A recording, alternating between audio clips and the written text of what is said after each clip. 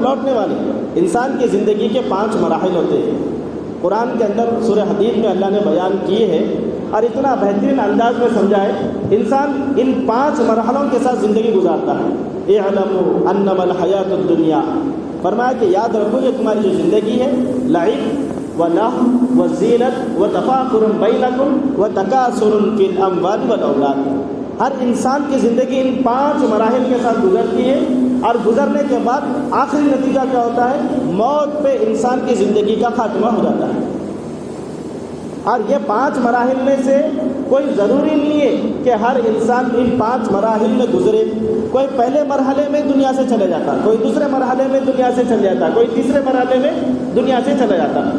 پہلا مرحلہ کیا ہے؟ لعب۔ لعب یعنی وہ کھیل جو بے معنی ہوتا ہے۔ جیسا ایک چھوٹا بچہ، دیکھو معصوم بچہ ہوتا ہے 1 سال کا 1.5 سال کا، اس کا جو کھیل ہوتا ہے وہ لکڑی یا جھنجھونا اپنے ہاتھ میں لے لیتا ہے اور بس وہ کھیلنا شروع کر دیتا ہے، اس کو منہ میں لے لیتا ہے۔ اب اگر آپ اس سے وہ جھنجھونا یا اگر آپ لکڑی لے لیں گے، ایسا لگتا ہے جیسے اس کی پوری کائنات آپ چھین لیے۔ ایسا رونا ایسا شروع کرے گا وہ کہ جیسا کہ اس کی آپ پوری کائنات لے لیے۔ بے مقصد کا کھیل ہے، بے معنی، کوئی معنی ہی نہیں ہے۔ جھنجھونا لے لیا، لکڑی لے لیا اور کھیل رہا ہے، اور اس کو وہ پوری کائنات سمجھتا ہے، وہ لکڑی کو، وہ جھنجھونے کو پوری کائنات سمجھتا ہے۔ ایک دور ہر انسان کا یہ گزرتا ہے، آپ کا میرا بھی یہ دور گزرا ہے، ہم بھی اس دور سے گزر کے آئے ہیں۔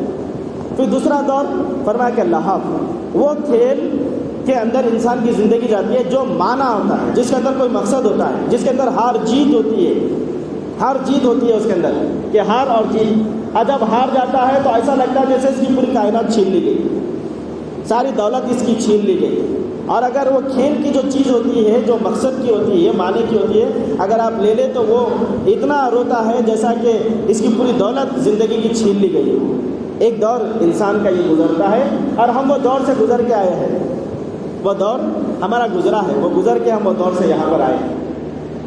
اس کے بعد تیسرا دور فرمایا وہ زینت، فرمایا کہ تیسرا دور انسان کی جوانی کا ہوتا ہے، جس کے اندر انسان زینت کو اختیار کرتا ہے۔ بننا، سنورنا، سجاوٹ، اپنے آپ کو بناؤ سنگار کے اندر لگانا، یہ انسان کا ایک دور گزرتا ہے۔ جوانی کی جو ابتدا ہوتی ہے اس کے اندر اپنے بالوں کو سنوارنا، اپنے کپڑوں کو سنوارنا، اپنے ہیئر اسٹائل کو بنانا، اپنے چہرے کو بنانا، چہرے کو جو ہے نا بار بار آئینے کے اندر دیکھتے رہنا۔ جیسے آپ بڑھاپے میں آنے کے بعد جو ہے نا یہ بات آتی ہے، ارے کیا بچے جو ہے نا جوانی کے اندر وہ لگے ہوئے ہیں، اپنے آپ کو بنا رہے، آئینے کو دیکھتے جا رہے ہیں، گھنٹوں آئینوں کے اندر آئینے کے سامنے ٹھہرے ہوئے۔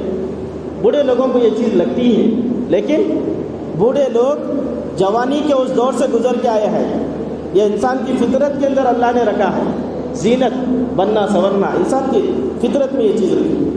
تیسرا دور آتا ہے، فرمایا کہ وہ تفاخر بینکم، فخر کی چیزوں کو اپناتا ہے۔ 30 سے 40 45 سال کی جو عمر ہوتی ہے، اس دور کے اندر آدمی فخر کی چیزوں کو اپناتا ہے۔ اچھی ڈگری ہونا، اچھا عہدہ ہونا، اچھی شہرت ہونا، اچھی پوزیشن ہونا، اچھی عزت ملنا، یہ دور اس کی زندگی کا گزرتا ہے۔ یہ چوتھا مرحلہ ہوتا ہے۔ اور 5واں مرحلہ وہ تفاخر بینکم و تکاثر فی الاموال والاولاد، اب اولاد کی زیادتی پہ فخر کرنا، مال کی زیادتی پر فخر کرنا، اور یہ فخر اور اس کی طلب کے اندر لگنا، یہ ایک بڑھاپے کا دور ہوتا ہے، جس کے اندر آدمی کی اتنی ہرس بڑھتی ہے۔ اس لیے آپ صلی اللہ علیہ وسلم کی حدیث ہے، فرمایا کہ آدمی بوڑھا ہوتا ہے لیکن اس کے اندر 2 چیزیں جوان ہوتی ہیں، ایک امید جوان ہوتی ہے، ایک امید اور مال کے بڑھانے کی امید اور اس کی خواہش اس کے اندر بڑھتے رہتی ہے، اور یہ چیز آدمی کو موت تک لے کے جاتی ہے، موت تک زیادتی چاہتا ہے، زیادتی۔ جیسا قرآن کے اندر سورہ تکاثر کے اندر اللہ نے فرمایا الہاکم التکاثر، فرمایا کہ تمہارے اندر کی یہ چاہت کہ دوسرے لوگوں سے میرا مال بڑھ جائے، عیش و عشرت اور عیش و آرام کی جو چیزیں ہیں میرے پاس بڑھ جائے، اس کی چاہت نے تم کو اللہ سے اور آخرت سے غافل کر دیا، اللہ سے اور آخرت سے تم کو غافل کر دیا۔ یہ چیز اندر انسان کے اندر ہوتی ہے، تو وہ چیز جیسا ابھی قرآن کی آیت پڑھے وَتَكَاثُرٌ فِي الْأَمْوَالِ وَالْأَوْلَادِ، وہی زیادتی کی طلب، مال کی زیادتی کی طلب۔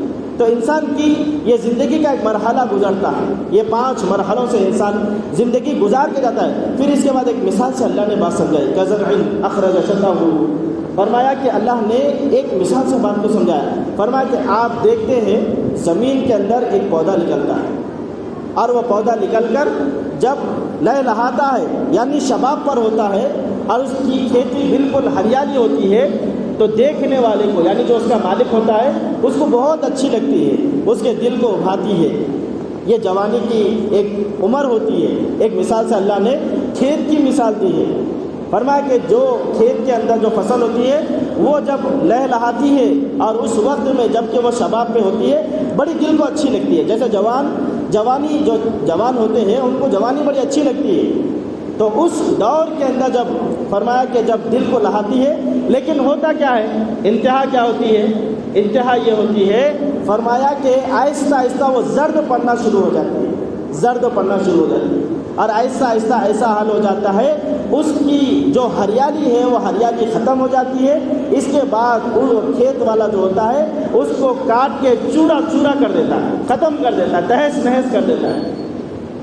ایسا کر دیتا ہے جیسے کبھی یہاں پر کوئی ہریالی تھی، یہاں پر کوئی کھڑا ہوتا نہیں، بلکہ پورا چٹیل میدان ہو جاتا ہے۔ ویسی انسان کی زندگی بھی ہے، ویسی انسان کی زندگی بھی ہے۔ ایک دور ہوتا ہے جیسا اللہ نے قرآن کے اندر فرمایا هل أتى على الإنسان حين من الدهر لم يكن شيئا مذكورا۔